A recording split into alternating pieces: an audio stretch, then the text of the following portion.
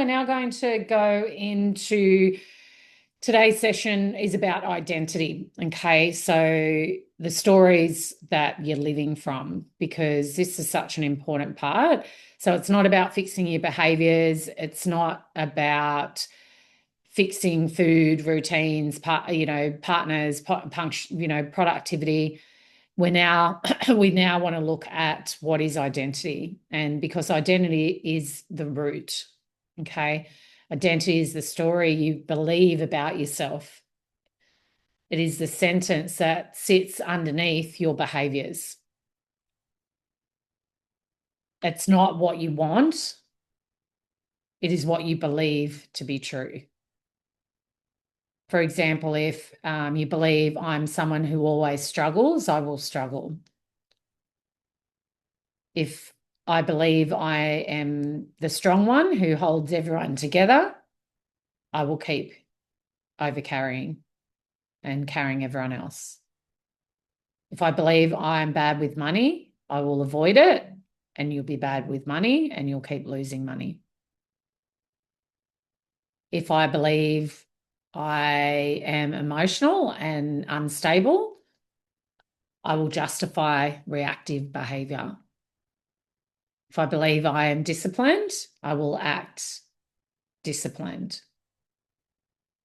So the identity drives your behaviors, not motivation, not willpower, not a new plan. You will always act in alignment with who you believe you are.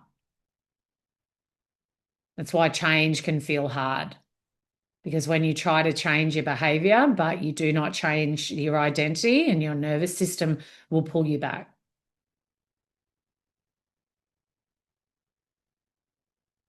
So what is actual identity? What is identity? So identity is built from reputation, past experiences, labels, what people have said about you or said to you, how you've survived, what felt safe or what felt unsafe.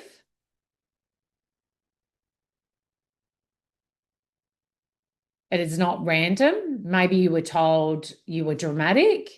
And maybe it was just something someone has said at one period of time. Maybe you were told you were irresponsible, or even the responsible one. Maybe you were told you were lazy. Maybe you were told you're never going to amount to anything. And maybe you decided when you were 12 years old or something, that you were not good enough because none of the boys liked you at school. And you just continued to repeat those repeated stories. I used to say at school, I always used to have this story that I was the ugly one and the boys never liked me because all my girlfriends were the attractive ones. And it kept me single. It kept me on my own. I was always the mate of the boys because I had this story that I was not pretty enough that the boys would like me. And I thought I was ugly. And I repeated that story, repeated it over and over and over again. So we want to look at what are your stories that you've repeated over and over, because eventually the brain says, this is who I am. And identity becomes familiar. And then what happens, familiarity and having it familiar feels safe, even if it's limiting. Who can relate to that? Right? So I just want you to, while we're talking about that, just get out your journal and write down things that might come to mind. What has been your things that you've said to yourself around your identity and who you are?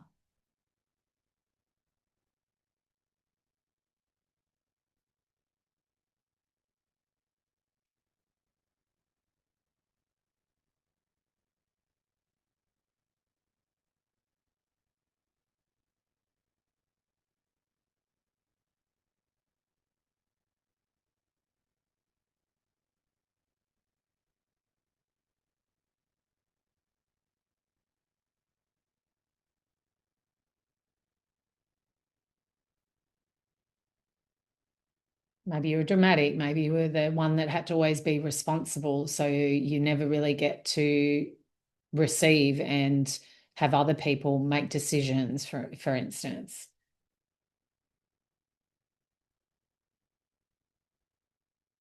Maybe you were the quiet one in your family. So you learnt not to take up space. Maybe you were praised only when you achieved something.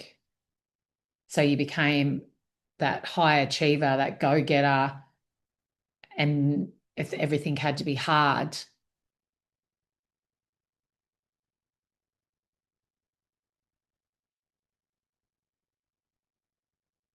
Maybe your emotions were dismissed in the house, so you became the one who shut them down.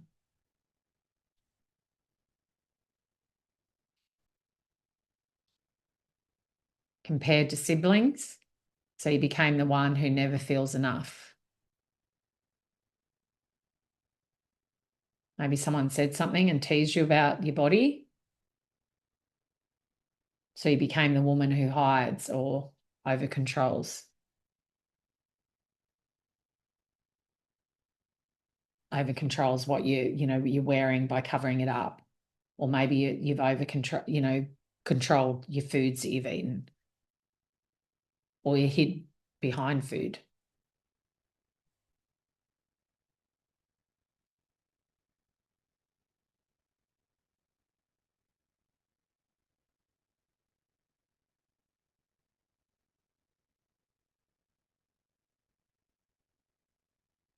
Maybe you were called sensitive, so you became the too emotional one and started polishing yourself and hiding your emotions.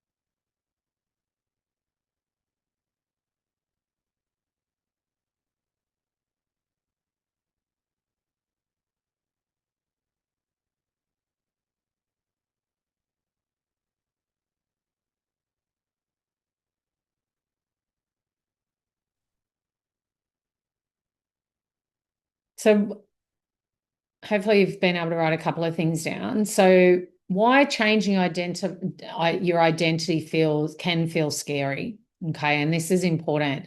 Changing identity feels threatening to your nervous system at times, right? Because your brain is wired for predictability, for things to stay the same because it's been so used to it. Even if your identity is painful, it's known, right? It keeps you safe because you've just been so used to it. So the overwhelmed woman knows how to be overwhelmed. It just comes easy. The independent woman knows how to do everything herself and alone because they had to do it all the time. The people pleaser knows how to keep everyone else pleased and do everything calm, to keep everyone else calm. The one who struggles knows how to do struggling. It's just predictable. When you try to become someone new or someone different, your brain goes, this is unfamiliar. Is this risky? Is this not who we are? Is this not who I am?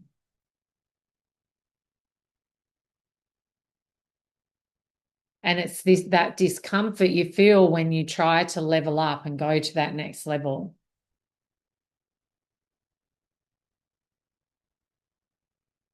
Like when Rach went out to when we did the hypnosis and her nervous system, that change of she was so used to being on defense and on watch for these birds for such a long time. And when she went out to And it doesn't surprise me that this happened, but when she went out for the first walk, it was very unfamiliar for her body and her nervous system, and she had emotions come up because she wasn't used to it. Her body wasn't used to it. And that identity shift has been a massive shift for Rach, because she was the person that is scared of birds. I'm anxious and I'm scared of birds. Lived with that for such a long time, right? So shifting that and changing that can be really, can be a big change for the body. So when the body feels that discomfort when you want to level up, it's not proof you can't do it. It's proof that you're stepping out to the unknown identity, to the new version of yourself. And the ego will actually try to protect that old story, right? That voice will say, this isn't you. You'll fail. Who do you think you are? Because if identity changes, the whole system is reorganized. Your relationships may shift. Your standards may rise. People may react differently because they'll see that you're changing. And a lot of people get threatened by that, because if they're not willing to do any changes and they're staying in their old patterns, their old identities, old behaviors, those people get fearful that you're going to leave them behind.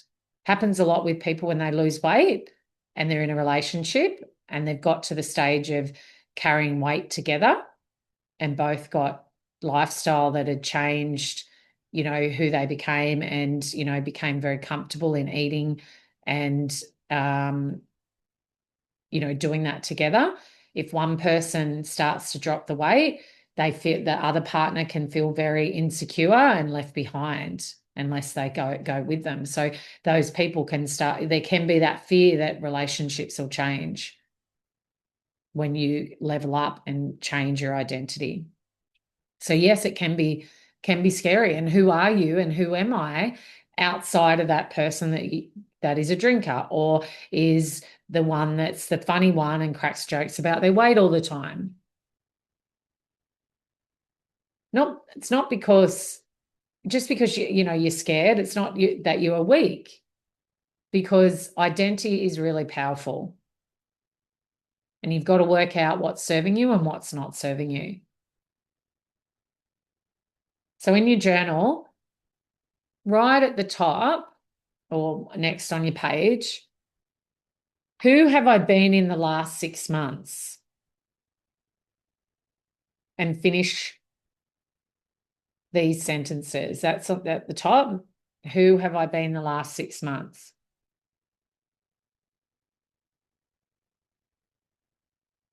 First part is finish this sentence, and you don't have to write the whole sentence if you don't want. I'm the kind of woman who, and don't filter it, just write as many as that come up. I'm the woman who, I'm the woman who, and keep writing till nothing is left. Whether it's positive, whether it's negative in your mind.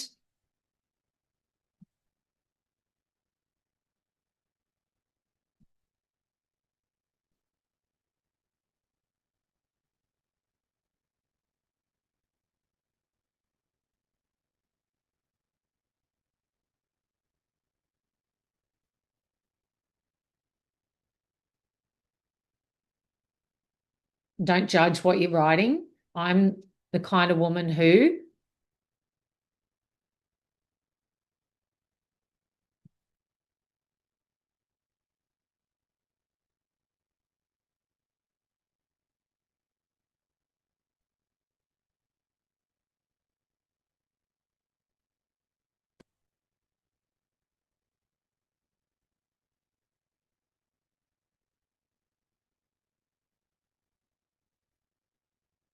could be I'm the woman who puts everyone before me. Woman who can't make decisions. Puts work before my own health.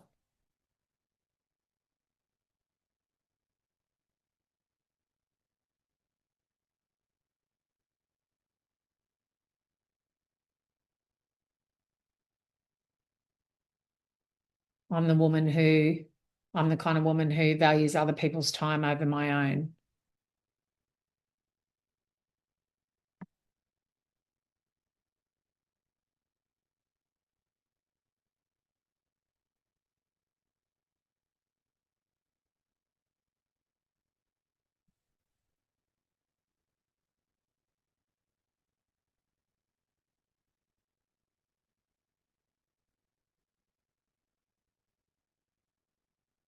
I'm the kind of woman who starts strong and fades out,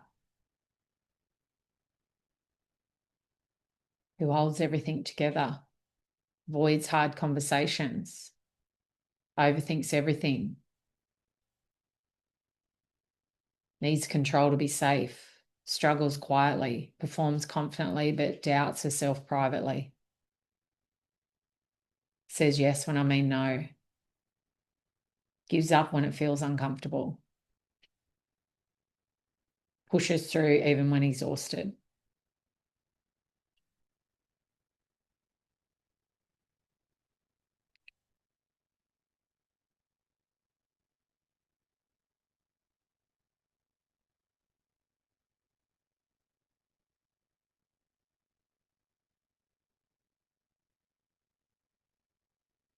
When things get hard,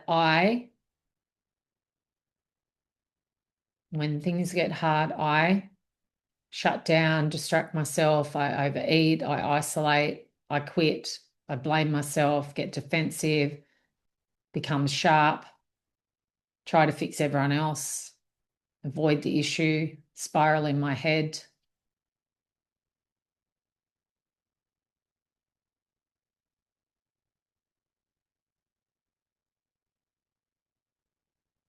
Tell myself it's too hard, never going to happen. Why bother? You've never succeeded before. When it gets hard, I run, I hide.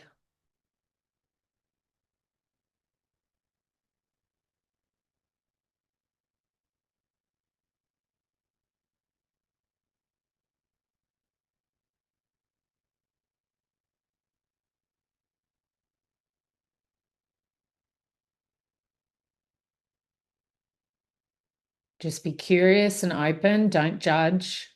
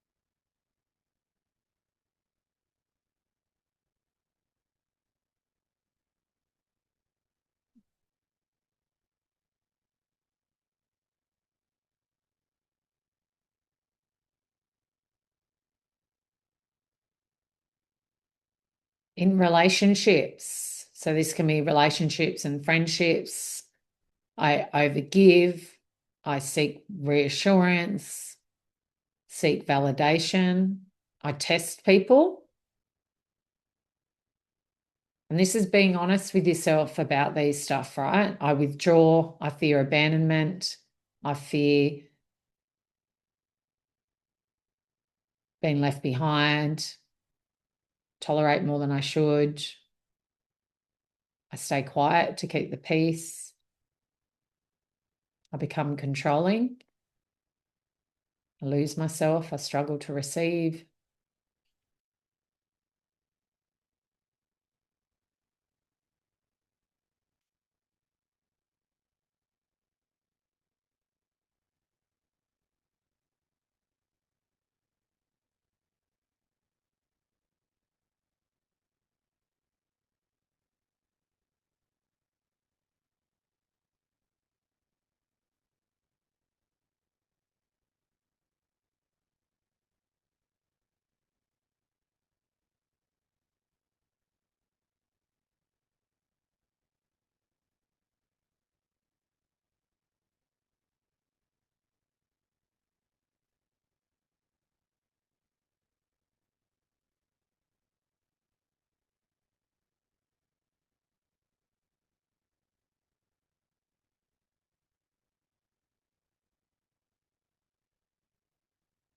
There's an important one, this next one. With my body, I criticize it. I ignore it. I push it too hard. I neglect recovery. I numb it. I obsess, speak terribly, harshly, disconnect from hunger and fulfillment. I overeat and punish my body.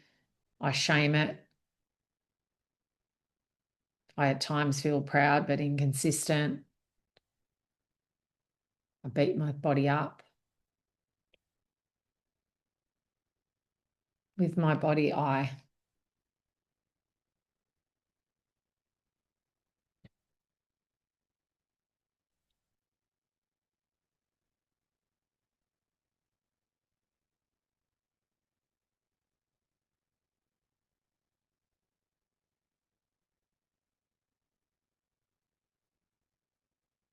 And notice what emotions are coming up as as you're doing this. Be curious.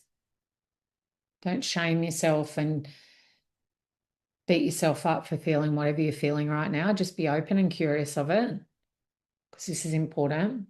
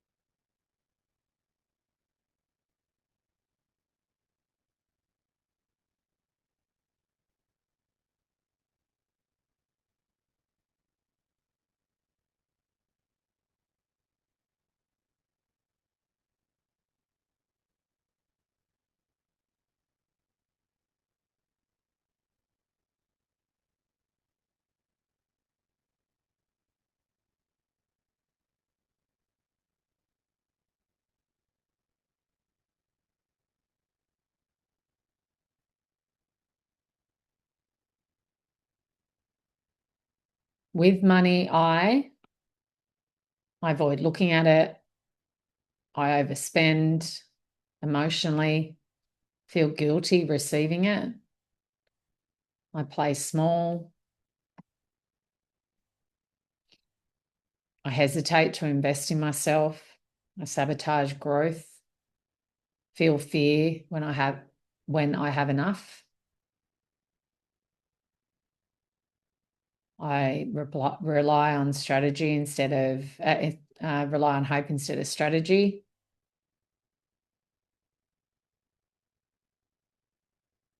With money, I don't ask for my worth.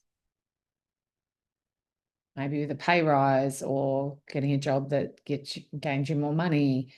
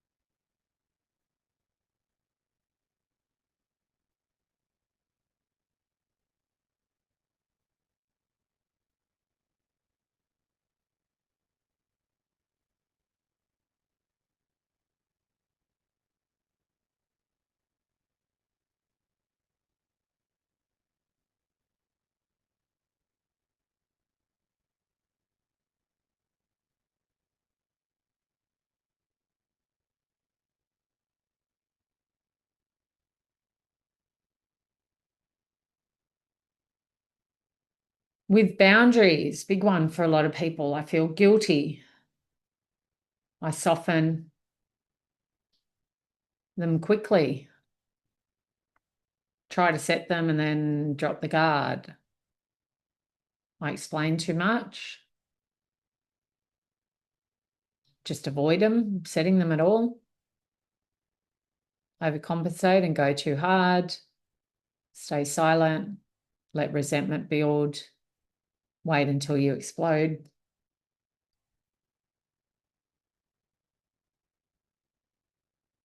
Remember, it's not a judgment list we've got here. It's just awareness. Identity holds patterns. We're just simply bringing it to the light at the moment.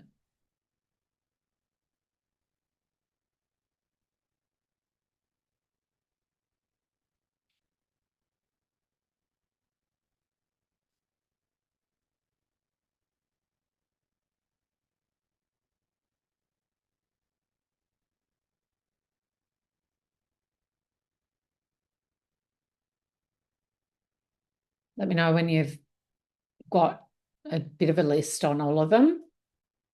And once again, you can come back and add to it or redo it.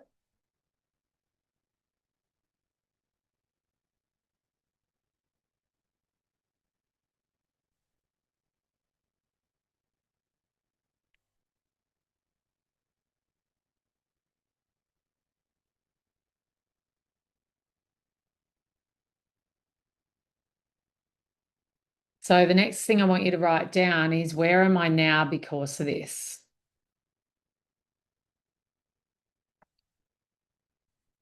And I'll put it in the chat.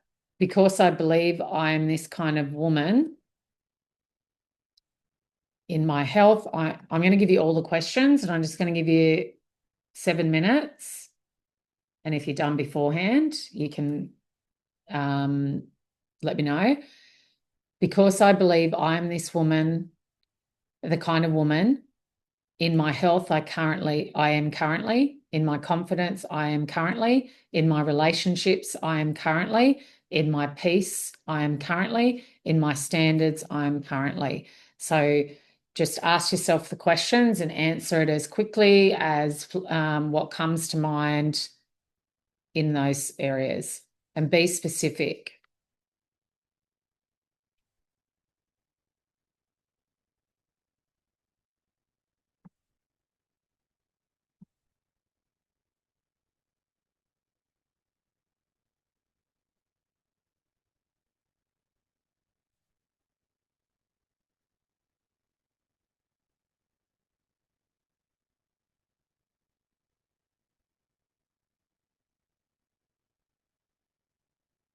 And for example, in my health, I'm inconsistent.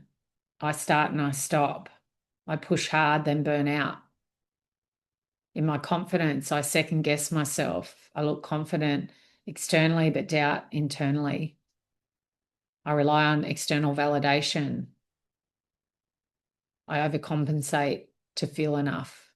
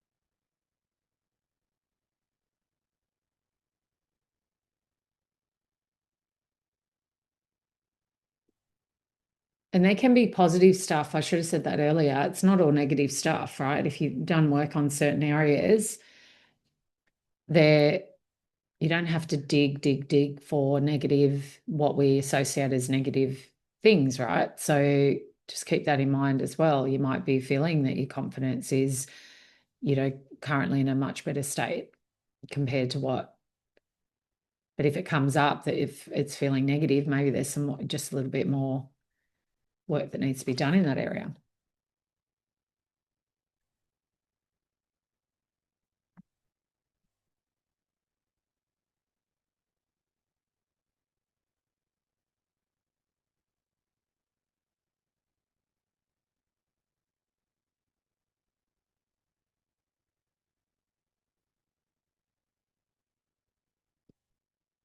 And after you've done those, ask yourself, are you proud? Are you frustrated? Are you resentful? Are you exhausted? Are you steady? What are you feeling?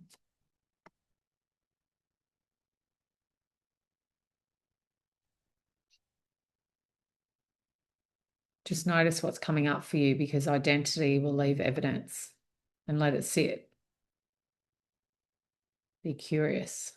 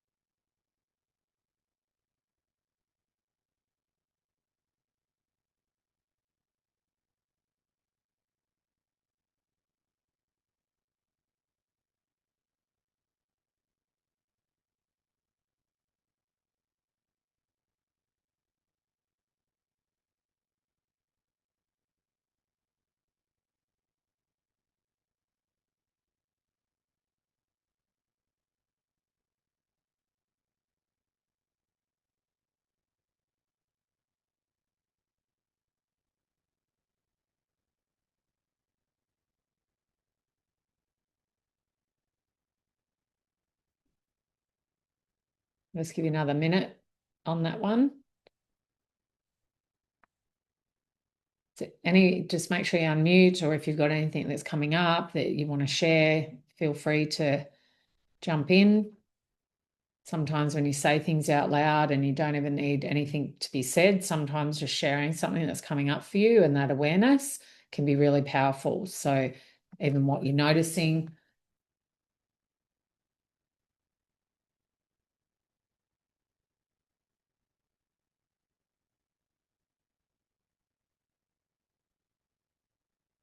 And you might inspire someone else. And if you're feeling emotions come up, just allow them to surface. It can be confronting when you look at things like this. It's like, okay, that's what I've been doing.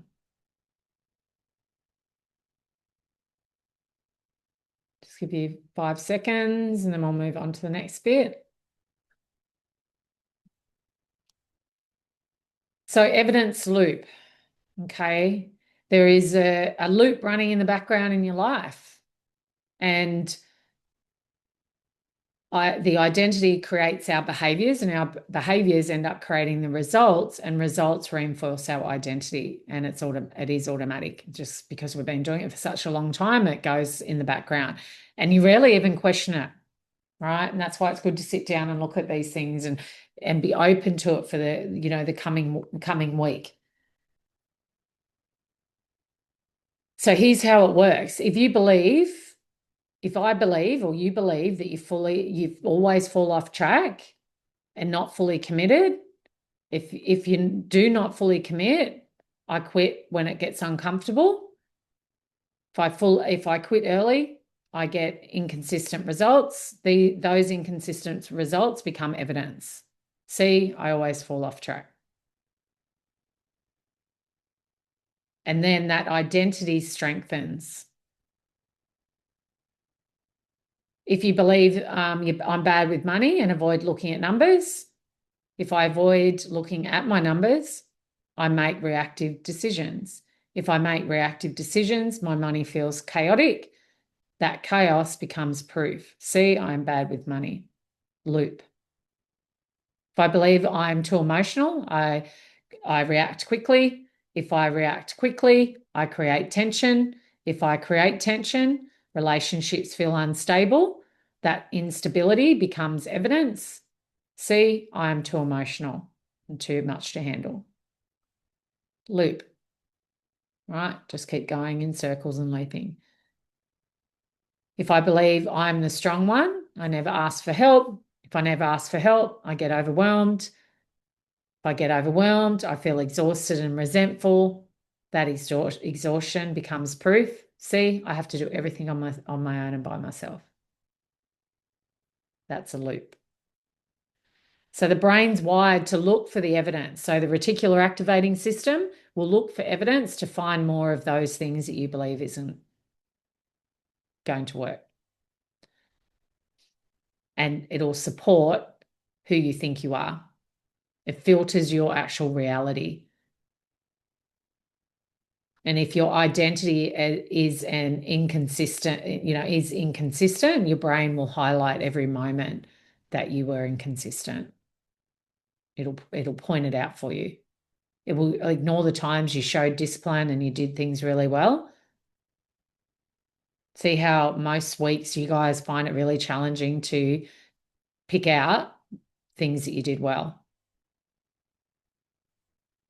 If your identity is that you're not enough, your brain will scan for rejections. It will ignore acceptance. And your identity is is your lens. You don't see life as it is, you see life as you are. Until you interrupt that identity and the loop, until you interrupt it, the loop continues. You can try the new habits, you can, buy, a new planner, you can set goals, but if you can do that for a period of time, but if your identity underneath stays the same, the loop recreates itself. The real shift happens when identity changes. When identity actually changes, the behavior changes more naturally. When behaviors change, consistency happens and results change.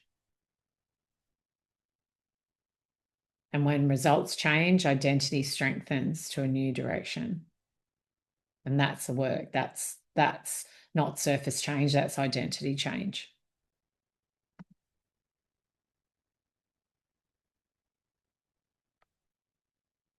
So I just invite you to write down, what are some of your loops?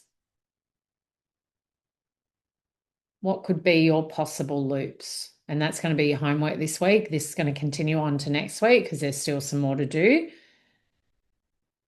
Because this is about awareness of what have you noticed that is your behaviors or is your language and your identity. And then we're going to move into how do we change that?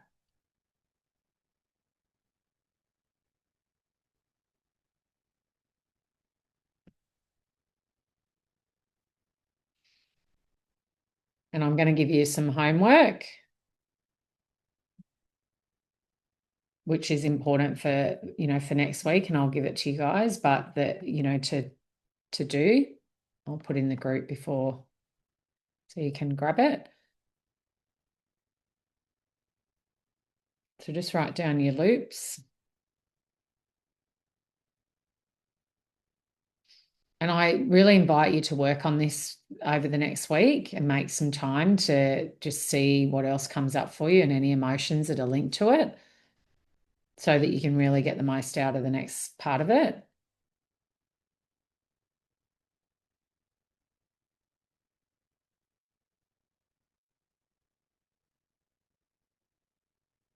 The homework is, what's the cost? If I continue living from this identity for the next 12 months, in my body, what happens? In my standards, what happens? In my confidence, what happens? In my relationships, what happens? And then I want you to write, what is the identity costing me? Time, energy, self-respect, peace, health, opportunity, and just see what lands for you. Not not shaming yourself. But if you get emotional, this is good, right? Because if you do continue to keep this identity and your standards and the behaviors and all of that, how will that impact you in the next 12 months?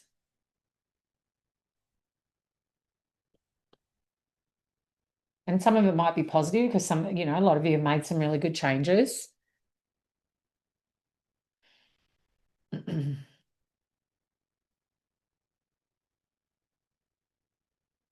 then we're going to go on to next week, choosing your new identity and how do you make those changes? Okay. Does anyone want to share anything that's come up for them?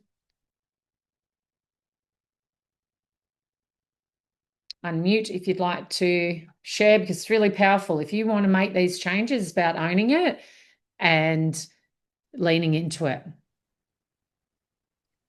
I wrote lots of pages. It was eye-opening.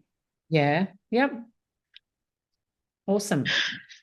Yeah. And then when I did in my health, my confidence, like I went all negative first, but then and then when you said it doesn't have to be like that, it's like that was my default, go to the negative. What's the worst scenario that can happen? Yep. Because just preparing myself because shit's all gonna happen. Yep. But then I went through it and it's like, well, I'm working on being more confident. I'm speaking up more. Yep.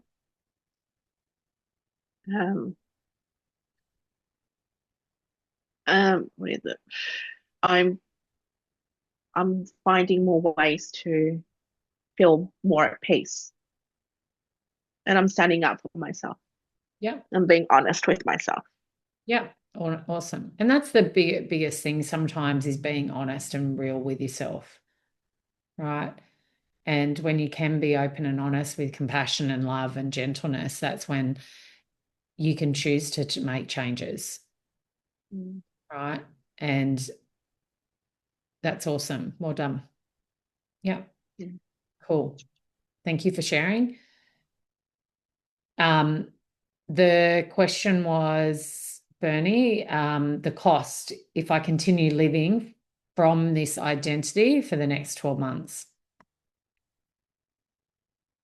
If I keep like the standard of where you're at now, I keep the identity now.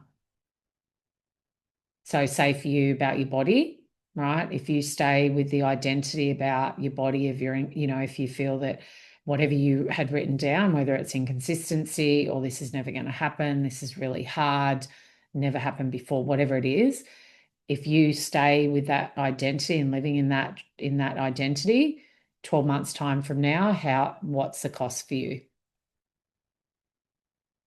I'll be where I still am, and then I'm going to be frustrated, annoyed, resentful, those types of things, right? Does that help any? Cool. Anyone else want to share? No? Cool. I know there's some emotions coming up for a few of you, so just be gentle and kind with yourself because this is where the change will happen, right? And it can be confronting and it can be scary to move into the change because you've been so used to this version of yourself.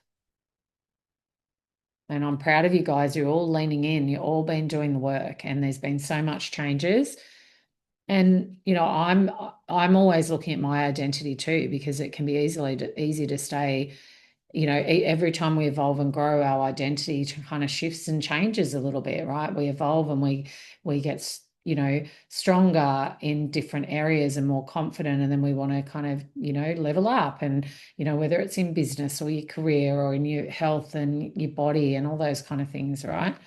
So it can be, and with, as I said at the earlier on about, relationships changing and friendships maybe falling away, right? As we outgrow some people, right? Things can shift, and that can be very, very, confronting and scary for people. But do you want to stay small and stay where you are for other people so that they don't feel uncomfortable? I know I don't want to. It's okay if they're not comfortable. It's okay if they have got whatever comes up for them, but you've got to do what's going to feel right for you because you get one chance at this life. Right? Sending you guys lots of love, and reach out if you need anything, and share in the group if things are coming up, because you never know, you might help and inspire someone else to, speak their truth too. And do your homework. If can't force you to do it. However, if you do your homework, you'll get the most out of it next week. And this week, the magic happens outside of the learnings. It doesn't happen, doesn't always happen just in, what you're learning now. It's what you do in your real world and what you notice in the real world, okay, and what tools you use out in the real world. So keep practicing, and I will catch you guys later. Have a nice evening. See ya. Bye.